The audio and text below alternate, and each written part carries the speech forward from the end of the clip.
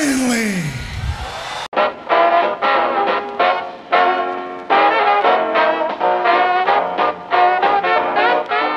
When it comes to film adaptations of Lovecraft's weird tales, we Mythos fans are sadly malnourished.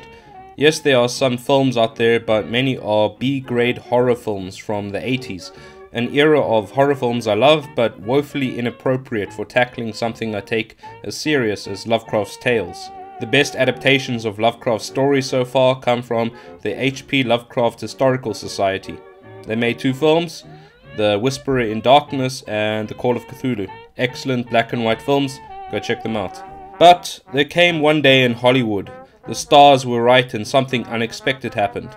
One of the more famous of Lovecraft's stories, The Color Out of Space, was produced and featured a legit Hollywood star, Nicolas Cage, and directed by South African film director Richard Stanley.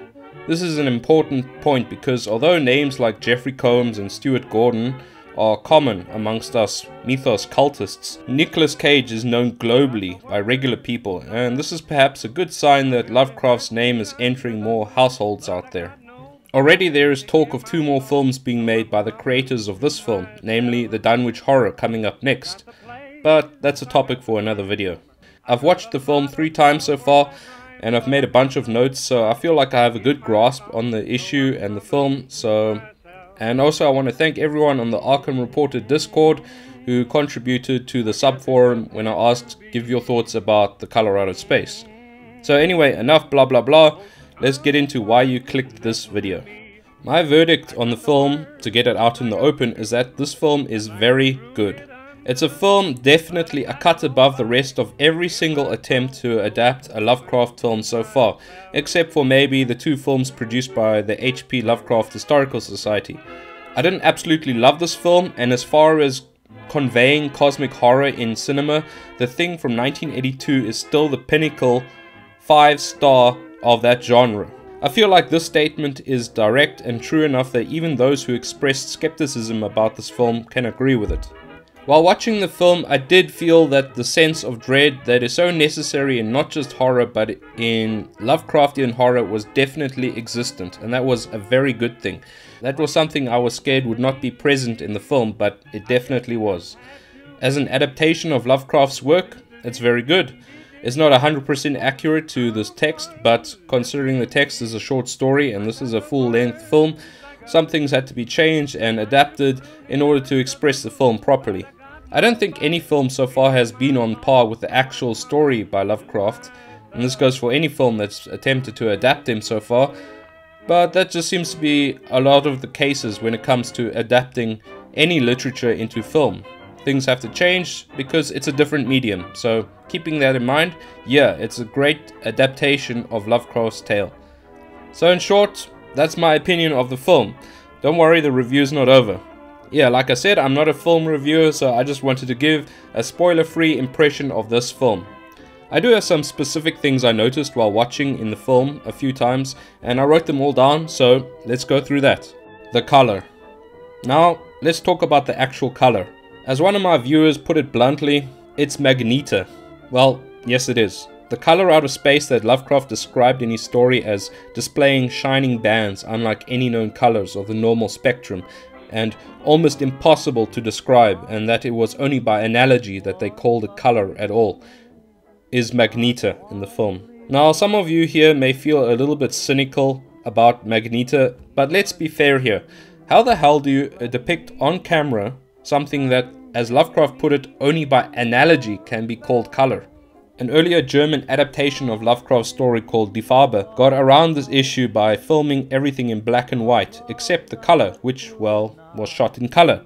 This works excellently since the color out of space, being shot in color, is alien in the otherwise human black and white world. It makes it an anomaly that shouldn't be there. While this is definitely a good and clever idea, I don't think it can simply be redone for this movie, even disregarding the fact that most people wouldn't enjoy a black and white film these days. However, there is a reason as to why the color is magenta, and I will let the director Richard Stanley explain it himself. We tried applying a lot of mad science to the material. So the color scheme is drawn from the notion that the human visual spectrum visual range exists between ultraviolet on the one end and infrared on the other. Magenta, which becomes almost a sort of default color for the movie, is kind of a neural bridge between the two. There's some wags out there that say that magenta doesn't really exist, but it kind of ended up being our main color. Essentially, if anything's going to bust into our world, into our dimension, a field has to come from somewhere.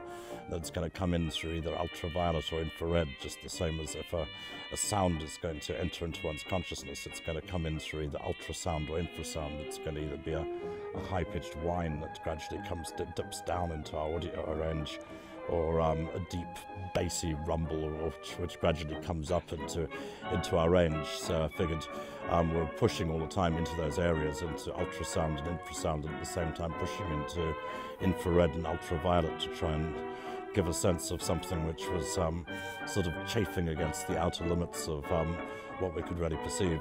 I find that, all things considered, this was a very logical decision by Stan Lee.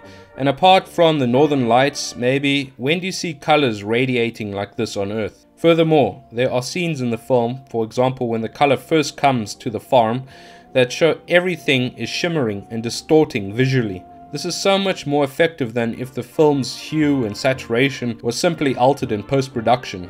Another very good decision by the director. Later in the film, we also see how things, for lack of a better term, are infected with the color. In Lovecraft's text, it's most commonly mentioned how the fruit and vegetables and meat of the animals tastes of nothing and is like ash in the mouth, later implying a human infection via the food and water consumed. But in the film, while this is mentioned, we also see animals and later some of the characters having the color in them shining out of their eyes. And there is this praying mantis, for example, that appears on the well, seemingly a creation of the color itself. Flowers growing which were not planted by any of the characters also appear.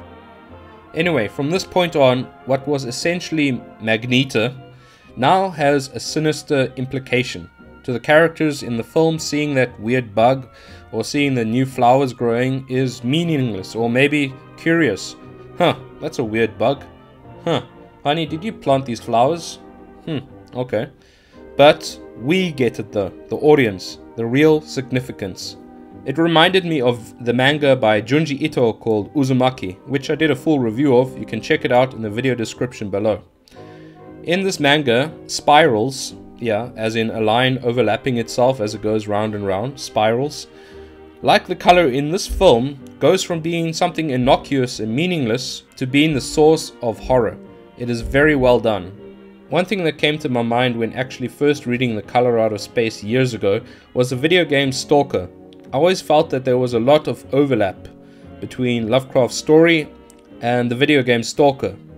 The video game Stalker was also taking influence from the film of the same name made in the Soviet Union in the 70s, I think, called Stalker. And that, in turn, was based on a Soviet novel written by the Strugatsky brothers named Roadside Picnic. In the video game Stalker, in the film Stalker, and in the novel Roadside Picnic, there is a zone which is beset by anomalies and radiation which are completely bizarre and beyond comprehension. Other than that, they are best avoided, and the living things which they interact with, well, it leads to very bizarre effects and usually not quite pleasant for us. I always thought that the force or entity or whatever the color was from Lovecraft's story is very akin to the anomalies in the Stalker games. The implication in the novel, Roadside Picnic, is also that these anomalies are coming from space and are alien in nature, just like Lovecraft's story. While watching the film, this idea that the color is in fact some alien anomaly and its effects are like some sort of eldritch radiation came to my mind. And I often thought about the game Stalker and that Soviet-era film. And surprisingly, I heard Richard Stanley mention that the exact film, Stalker, was one of his favorites. And I also think that there's Lovecraftian moments in art house cinema which occasionally almost press the right buttons for me. Like I love it in Bergman's Winter Light when the lady has a vision of God as a huge spider which is scuttling down to eat her. There's moments in some of the Tarkovsky movies, in Stalker and Solaris, which also give me the heebie-jeebies. No wonder he was drawn to making The Color Out of Space. The film does show a scene quite late in the runtime which seems to explain or show where the color comes from. I cannot show you that scene because it is so goddamn impressive. It's not part of Lovecraft's story, but is so well done. I don't want to spoil that for you, but it's really cool. The character of Ward Phillips sees for a moment this revelation of where the color from the well is actually originating from, and well, this was his reaction. Differences from the story. The actual story from Lovecraft is a short story. The film is a feature-length film. Obviously some changes have occurred, and there was some need to stretch out the story a little bit. The issue inevitably is whether the adaptation is at least keeping true to the story, what the story was about, and the mood it wanted to convey. In this regard, the adaptation is completely fine despite some creative liberties. The film changes some characters' names, namely changing Nahum to Nathan for the lead character played by Nicolas Cage. The makeup of the family slightly, instead of 3 sons, there's 2 sons and 1 daughter, but all this is minor stuff really. The film is set in modern day times, and if you've seen my older video, you know that I prefer the era of Lovecraft's life, but it's also true that Lovecraftian horror is not tied to any one era, so that's fine by me. One change I noticed which I personally didn't care for was the fleshing out of the family. Lovecraft often gets roasted for having flat 2D characters and no characterization or character building in his stories. While in the case of the film, the wife has breast cancer, Nicolas Cage wants to break away and try milk alpacas, the daughter's a moody, wicked type thought you'd find on Tumblr, the son is a stoner who hangs out with an even bigger stoner. Yeah, okay. Lovecraft never fleshed out his characters because the characters don't matter. They were merely there to tell us what's happening, a human tossed into a nightmarish world for us to see the effects of the cosmic horrors on humanity. So when their issues were being discussed on screen and not much else was happening, I kinda switched off. I simply didn't care. But Richard Stanley chose to flesh out the Gardner family. I found this clip of him mentioning this issue directly, so let's see what he has to say. Goals on the project was to humanize the Lovecraft's characters. Lovecraft is so inhuman himself. He has very little interest in 3-dimensional human beings, who always seem sort of incidental in the basic story. So I figured one of the things I was going to do with it was to try and have a bit more of an argument with him by presenting him with real humans. I thought, what if it's my own family? What if it's my own mother or my own children that are being obliterated by the ultra-dimensional alien threats? So that was a deliberate move to try and counter his existential bleakness by introducing some level of love and humanity. So for me personally, well, I don't care what Nicolas Cage is milking, why he's milking it, or the fact that his sex life has been snuffed out. I also don't think it detracts from the story too much, and I understand why Richard Stanley included it. Nicolas Cage and the other actors. Nicolas Cage is a fine actor, I don't care what anyone says, but an actor with a certain style he brings in various quantities to each film that he is in. Okay, let's get the meme out of the way. Oh, no, not the beast! Not the beast! Ah! Open my eyes! My eyes! Ah! Ah! I doubt I was the only one who thought of this scene with the bees when it was announced that Nicolas Cage was playing the leading role in this film, but perhaps with tentacles instead of bees. But Nicolas Cage is a fine actor in this role of Nathan Gardner. It would be inevitable that the actor taking this role, indeed every role in the story, would need to be able to depict instability, insanity, and these sorts of things in themselves as the effects of the color overtake their lives. There are some unintentionally comedic scenes here that are typical of Nicolas Cage's performances. In the story he plays Nathan. He farms alpacas. Alpacas? Those things, those little miniature llamas. And a few times he does go a little bit cagey regarding his alpacas. And of course you have to be very gentle with the boat. Would you like a taste? Oh, no, lactose intolerant. Your loss. It's comedic a little bit unintentionally, but hey, that's what you get when you hire Nicolas Cage as an actor. And as for the rest of the cast, they're fine, I guess. I don't know any of them from any other films except for Tommy Chong, who was in those stoner films, and I guess he's a stoner in this film too. But they seem all competent enough in their roles and depicted their personalized madnesses well. As I said, I'm not a film reviewer, so moving on. The creator. The film's creator is Richard Stanley, a South African-born director known mostly for his two films Hardware and Dust Devil. Interestingly enough, he grew up in an old fishing village called Fishhoek, a place I visited regularly in my childhood. I grew up about 30 minutes drive away from Fishhoek in a fishing village called Hout Bay. What are the odds? Maybe there was something in the water that turned us both into Lovecraftians. Anyway, regarding Richard Stanley as a director, I can say that after watching The Color Out of Space and various interviews he did on YouTube, I am confident that the mythos is in competent hands. Not just in his abilities as a storyteller and director, but by the fact that he is a lifelong Lovecraft fan. Well, I've been a huge Lovecraft fan all my life. I got indoctrinated into his weird world by my mother, who was a fan herself and read me her work, Lovecraft's work, when I was probably around 7 or 8 years old. Even in the interviews you can see the bright-eyed gaze he has, typical of one talking about something he or she deeply enjoys. He didn't do this film for a paycheck, though I hope he got paid well and has funding for the sequels, but because he wanted to honor the mythos. I really respect that. I have not seen the previous films he has made, nor had I heard of him previously, but this film tells a solid narrative and there is no hint of the film being anything but quality. Fan service. Fan service. It's something we want to see when original material gets adapted in some way. A way for the makers to say, hey viewer, we know what you like, we're aware of the minute references that only you'd get. There's a fair amount of fan service to be found in The Color Out of Space, and the reason it is good is because Richard Stanley is a Lovecraft fan himself. Numerous times in watching this film, I saw little things which would go over the heads of non-Lovecraftians, things that you'd miss if you blinked too hard. Lovecraft Easter eggs. He caught one of them from Dunwich. Yeah, you're maybe one of the few folks who've picked up on the whippoorwills, because not a lot of people have heard whippoorwills, Pharrell. They're obviously a nocturnal bird that you find in New England. And I figured as we're just down the road from Dunwich, it makes sense that they got whippoorwills in Arkham too.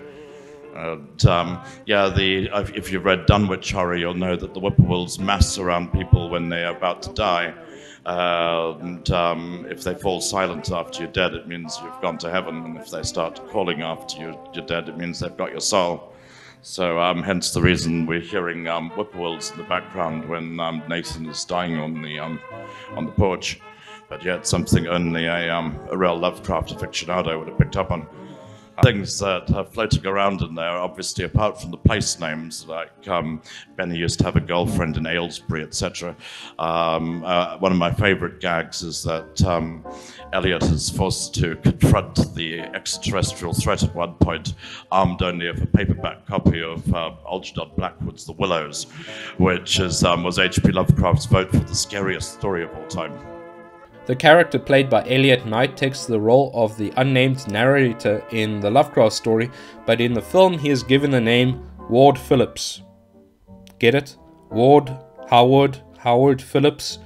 You might think, oh okay, very clever, it's Howard Phillips, Lovecraft's name.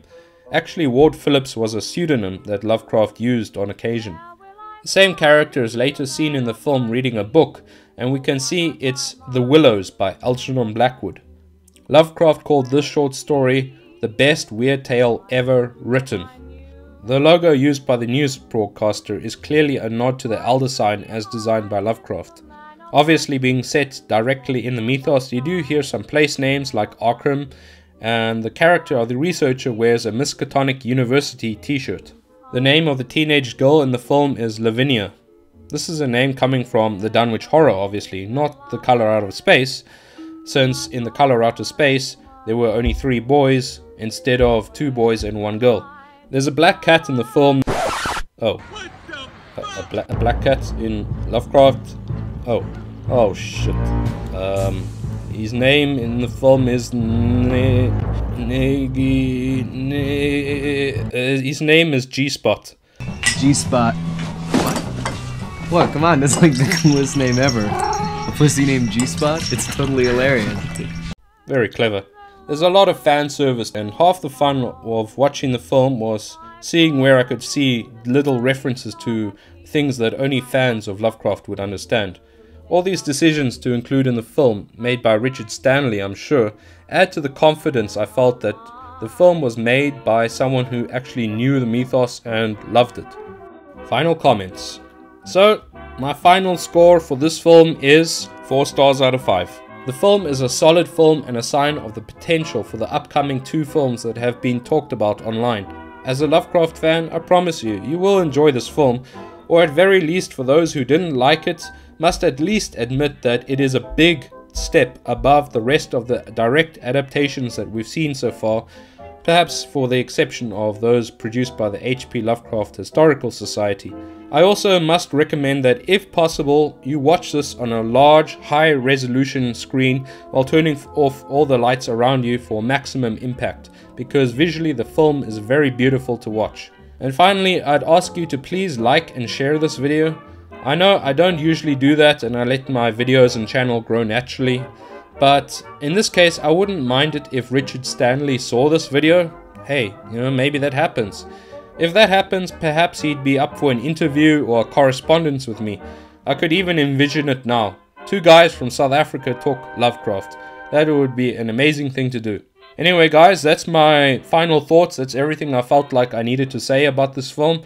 I'm sorry that the review is out so late, but I just didn't want to upload a review as soon as everybody else is doing it, I wanted to watch the film a few times more, make some notes, process it a little bit. Yeah, so anyway, thanks for watching this video, and I hope everyone's doing well around the world, and until next time, cheers.